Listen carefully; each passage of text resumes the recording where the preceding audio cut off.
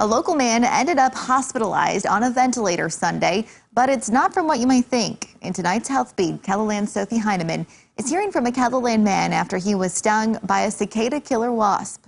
Their name alone is enough to scare you. Cicada killer wasp, but don't let their name fool you. Typically, a sting from these insects will only leave you with a painful bump. That is, unless you're allergic. I felt some itch in my back. I couldn't get it, so I got up and went over to a tree. And I started rubbing on the tree and came back and sat down.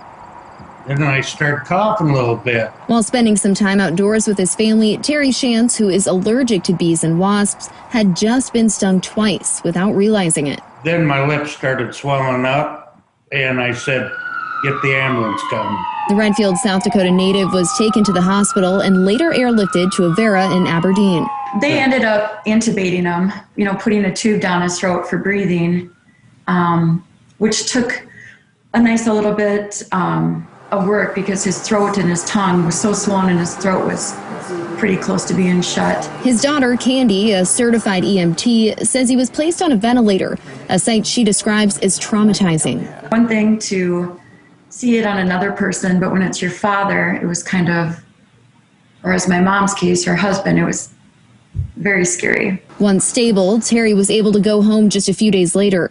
The family says they're grateful for everyone who played a role in saving his life, because without their help, the situation could have resulted in an entirely different story. We wouldn't be talking. No, I honestly didn't think he was going to make it to the hospital, to be honest with you. The experience now has them calling for anyone with allergies to carry an EpiPen at all times. I think if my dad would have had one, probably I'm going to buy him a little bit more time. It wouldn't have been as aggressive. Terry now has 2 EpiPens and is spending his recovery at home, surrounded by family.